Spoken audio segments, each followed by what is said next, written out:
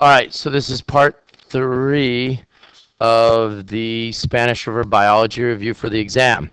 So, first thing we're going to tackle is difference between prokaryotes and eukaryotes. Remember, prokaryotes are simple bacteria. They're very small, and they are single-celled. So they're very small and single-celled. Key thing is they do not have membrane-bound organelles. They're not very specialized. They're very simple. They do have ribosomes because all things need to produce proteins. The type of chromosomes that they have are very loose. It's chromatin. It's just material. They do not have a nucleus. So since they don't have a nucleus, their chromatin or their genetic material or DNA is just spread out throughout the entire cytoplasm. They're very small. Eukaryotes are more complex because they have membrane-bound organelles. They have a nucleus, which contains chromosomes.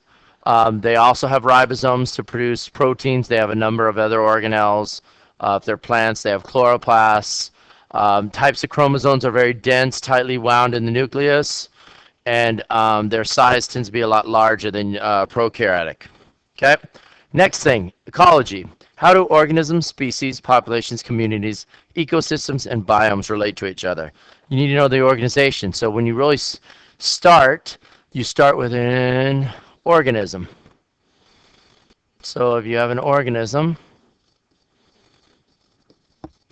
how do they relate? Well, the different organisms are the same species. What is a species? It means that they can breed and reproduce. So that's the next level. When you have a species in a given area, that's going to be a population, like all the alligators in the Everglades would be considered a population. And then you have a community. Community is all the living things in a given environment. So if you take the Everglades again, it would be all the animals and all the plants. So community is all the living things in an area. Community. And then you have ecosystem is all the plants, animals, and all the other factors, the abiotic factors, non-living factors in an ecosystem. And then finally, a biome is a large area on the earth where characterized by certain types of precipitation and temperature and types of vegetation. What is a habitat? A habitat is where you live. So a habitat, for example, for an alligator, their habitat would be the Everglades. A bear would live in a forest. Penguin lives in the Arctic. That's a habitat. Its niche is what its role is. Niche is its role in the environment. What does it do? How does it get its food? How does it survive? All species have different needs, kind of like at school. At a school, you have different people working at a school, and they all have different roles. For example, the principal runs the school. Teachers teach class. Security guards make sure the school is safe. Media center person makes sure that the media books are there and available for students. So a niche is an organism's role in the environment, how it relates, how it gets its food, how it survives. Predator-prey relationships is one of the relationships that we have in when we talk about ecosystems and ecology. Prey is what gets eaten. Between a fox and a hare or a rabbit, the hare is going to be the one that gets eaten. The predator is what's going to be doing the eating in this case, which would be the fox. Which population increases first and falls first, and why? If you notice, the hare falls first. Why? Because as the hare and population increases, so does the number of foxes because there's more food to eat. So the hares decrease because they are being eaten by the foxes. Which population falls second and why? After the foxes start eating the rabbits or hares when they drop off, there's less food. So the foxes decline because the food supply starts to drop. This is what we call in biology a predator and prey relationship. They tend to be kind of cyclical. They look like little waves because what happens is some species reproduce more, the predators then increase in number, the prey decreases, and it kind of cycles back and forth. So a predator-prey relationship is the relationship between the number of predators and prey and how over time as one increases, the other one will increase, one will fall, and the other one will fall because they're kind of dependent on each other. And that's what we talk about in ecology. Carrying capacity is the number of organisms that a given environment can support. that an environment can support. So what does that mean? Well, it's kind of like when you go to the movie theater. You go and see a movie and it says capacity of the movie theater, it says 600. That means there's 600 seats in the movie theater. So at maximum, that's the number of species that the environment can support. So when you talk about density-dependent living factors, what are we talking about? Density-dependent living factors are factors that are affected by the number of animals or the number of species in a given area. So density-dependent limiting factors are going to be competition. So competition for food and resources, disease.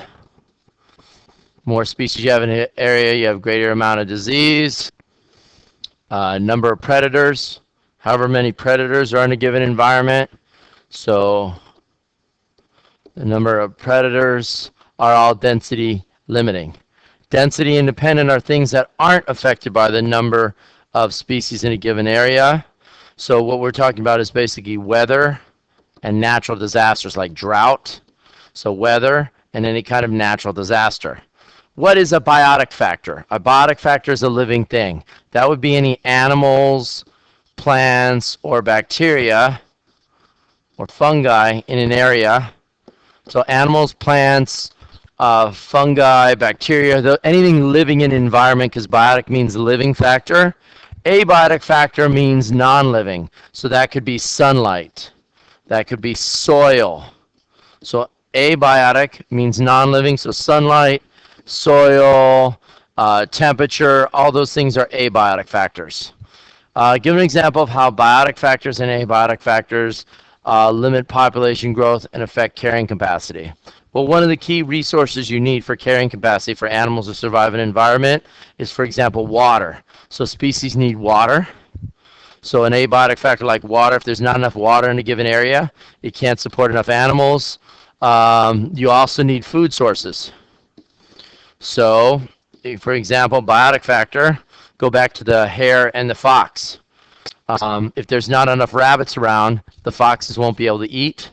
So if the foxes don't be able to eat, they have less food sources. So the amount of numbers of species that can survive in an area will decrease over time. What kind of growth curve is shown on the right? This is called an S-curve or a logistic growth curve. What that means is they're limited by carrying capacity. The carrying capacity is actually going to be right here. That's the line capacity. That's how many animals the environment can possibly support. So carrying capacity gives you a logistic curve. So all animals exhibit logistical growth, all plants, because they're limited by the amount of resources in the environment. Carrying capacity for the rabbits, there's enough food in a given area in this little graph that can support 65 rabbits. So as the rabbits come into the area, you see the population increase. And right as it gets to the carrying capacity, the red line, it levels off because that's the number of organisms that can be supported in the environment. The next question is, during what month were the rabbits in exponential growth? Exponential growth is when you have large increases in numbers. So you're going to see exponential growth is going to occur from here to this area here, which will be primarily the month of June. You see a large increase in the numbers of organisms due to exponential growth. So that's how you read a logistic curve. The exponential growth section of the curve is going to be the section where it's right there. Next, if you look right here, primary succession. Primary succession is when you establish pioneer species. So pioneer species is you have an area that hasn't had any life. One of the key things for plant life to be supported is you need soil. So there is a lack of soil, like a volcano erupts out of the ocean, creates a little island. Here's a little island here. There's no soil on the island. So what happens is you have pioneer species come and establish they can live without soil, like lichens and moss. They grow on the surface of this little island. That's a pioneer species. What happens over time is they die and they eventually put organic materials on the ground. So then you have organic materials cover the ground, and that creates soil over time. You get to what's called the climax community, is where it becomes more mature. You have large trees, So you have large trees here. You have all different kinds of shrubs, because as you get more and more soil, it can support more and more vegetation. So primary succession occurs where there was no soil. There was a lack of soil, and you have plants to grow and develop and establish a climax community is mature growth and vegetation, large plants, trees, things like that. Secondary succession is after like a forest fire. So you have a forest fire, it wipes out all the trees, but what it does is it leaves all the soil. So secondary succession, you still have soil present, but all the vegetation has been wiped out. And so what happens is the vegetation has to be filled back in. So let's say there was a fire and you wipe out all these trees and all this vegetation. So now I have secondary succession because it starts with soil and then it occurs a lot faster. What is a pioneer species? That's like the moss and lichen. They can grow in an environment that is very harsh, that doesn't have any soil or organic material. So they're the first plant species that grow somewhere, which allows them to establish an ecosystem and develop towards a climax community. So you have a food web. When you look at a food web, how do you find the producers? Well, the producer in this case is going to be a plant, which is the oak tree. So oak tree produces blossom, nuts, bark, leaves, all those things come from the oak tree. So the producer in this food web is going to be the oak tree. So we identify that. The producer in this case is an oak tree. What are the primary consumers in the food web? Herbivores. Those things in a food web where you have the arrow pointing, that's basically from the producer. That's the first thing that eats plants. An herbivore is a plant eater. So in this case, insects, rabbits, mice, bees, and deer are all considered herbivores. So they are primary consumers because they take plants or producers, and their first thing is they eat the plants. So those bees, mice, rabbits, and insects. Secondary consumers are consumers that eat organisms that eat producers. So anything I circled, find the arrow that eats that. So a bear eats bees, deer is eaten by wolf, mice, rabbits eaten by wolves. You have a toad that eats insects, and the birds that eat insects. All those things I highlighted in yellow all represent secondary consumers. The highest level consumers are the tertiary consumers. They're at the top of the food web. In this case, a bear would be considered the highest level consumer. All right, so how does energy move through a food web? Energy moves through a food web. We say it flows. Energy flows. It goes from one to the other, like a river. Think of it that way. Matter cycles through the food web. So matter, like a water bottle. You use a water bottle, hopefully you recycle it, they melt it back down, they turn it into another water bottle, they fill it up. It's cycled over and over. So matter, when we talk about matter, like atoms, carbon, hydrogen, oxygen, nitrogen, those things cycle through a food web. Energy flows because over time energy degrades. What is a food chain? A food chain is... Okay, so food chain. A food chain is a simple feeding relationship. So let's say we take an oak tree. So if we go here, oak tree, rabbit, wolf, and a bear represents a single transfer of energy from a producer, primary consumer, secondary consumer, tertiary consumer. That is a food chain. So that's a great example for 120. Next thing they're asking is create an energy pyramid from the food chain. So if you go to create an energy pyramid from the food chain, this one, producer leaves are always going to be on the bottom. So you have producers are always on the bottom. They contain the most energy. They have the greatest mass and the greatest numbers in an ecosystem. Then you have primary consumers, herbivores, insects are going to eat the plants. Birds are going to be on the next level. They are secondary consumers. Then you have a fox, a red fox, and then finally at the top of the energy pyramid, you have a bear. So let's talk about energy pyramids. Most of the energy in an energy pyramid is at the bottom. Producers always contain the majority of the energy. So the bottom level or the producer level is the majority of the energy in a pyramid. Least energy is at the top level. So the least energy is at the top level.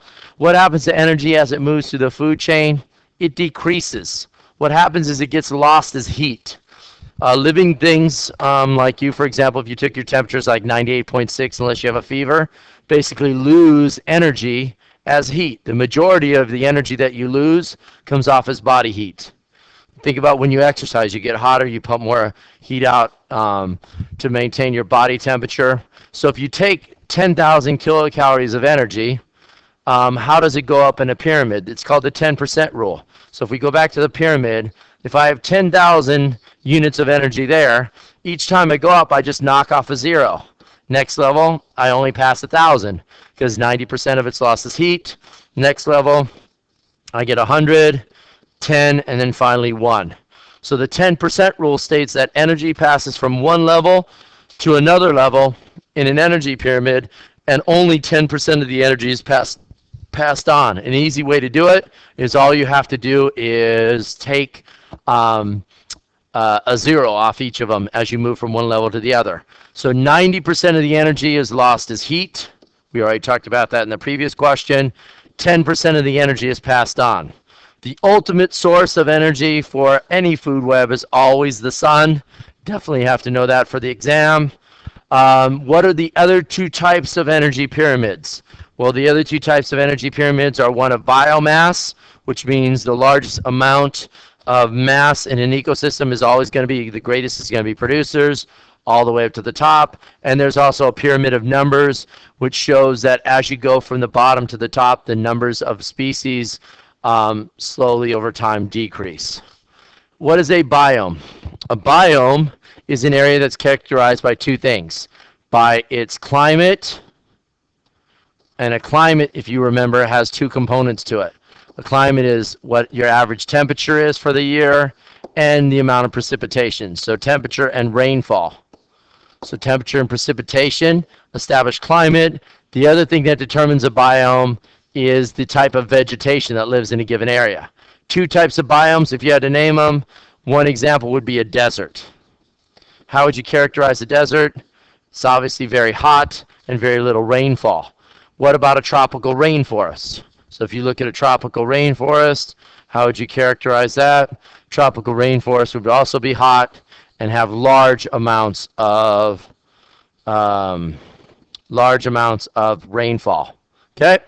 What are the effects of bioaccumulation or biomagnification? Pesticides on a food web. In your book, they talk about DDT, which is a biological pesticide. What happens is you have a certain number of pesticide molecules in a species, and over time, they go up the food chain. The biomagnification means they're stored in fat. So if you have this many molecules in the producer level, when you get to the next level, which is the primary consumer, more of the molecules accumulate over time. So more of the toxin molecules. It's like mercury is a good example. Amount of mercury as you go from the zooplankton and phytoplankton aquatic ecosystem, as you go up, you end up with greater amounts, and then as you go to the very top, you have bioaccumulation, means as you eat more and more. Think about like a hawk in a food chain. How many animals that a hawk consumes, and if each one of them has one particle or one toxin, over time, the toxins will build up in the tissue of the hawk. Label the parts of the digestive system. Part A is going to be the esophagus. Part B is going to be the gallbladder. Part C is going to be the liver. Part D is going to be the stomach. Part E is the duodenum, or the first area of the small intestine. Part F is the pancreas. Part G is the small intestine, and Part H is the large intestine. What is the difference between mechanical digestion and chemical digestion? Mechanical is the physical breaking down, so it's basically the breaking down of food molecules, break down into smaller pieces. So breaking down food particles into smaller pieces. Your teeth are an example of that. You take a chocolate chip cookie, you bite into it with your teeth, you break it, chew on it, chew on it, chew on it. Then chemical digestion is the use of enzymes to break food particles into molecules. So very small pieces. And the only way you can do that is you can't break something down into molecules using your teeth. The body uses enzymes. Function of the pancreas. The pancreas does two things. It produces insulin, which helps regulate glucose levels in the blood. It also produces pancreatic juice, which digests all three of the major macronutrients. So it digests, so the pancreas produces insulin. It also produces pancreatic juice, which helps break down carbs, and proteins. There's components that break down both of those. A little bit of fats too. The liver produces, the sole purpose of the liver produces bile. The liver produces bile, which is the component of the digestive system that breaks down fats. Remember, bile is stored in the gallbladder right here, and when you need it, it's squeezed out and enters in the duodenum area of the small intestine, which allows fats to be broken down. Which, since we're talking about it, most digestion occurs in the small intestine. So in the small intestine is where the major part of digestion and absorption occurs. The function of the large intestine is to reabsorb water. So it's a reabsorption of reabsorb water, and also take in vitamins vitamins K and vitamins B also occurs in the large intestine. So those are the major functions. So when you look at the digestive system, you definitely need to know the difference between mechanical, chemical digestion. You need to be able to label the parts of the digestive system. You can look at that in the book. I highlighted them real quick, but you can look those in your book. It's a diagram. Enzymes break food into smaller molecules. Mechanical digestion is just a physical breakdown of food. We talked about what the pancreas and the liver do. Small intestine is where the majority of digestion occurs. What is the function of the large intestine? Is to reabsorb water and absorb the vitamins. All right. Good luck on the final exam. This goes over the major points of the exam. If you have areas you need to study, go back to the study packet, cover it with a sheet of paper, and quiz yourself so you can figure out which components you need to memorize or study or learn to make sure you have it down.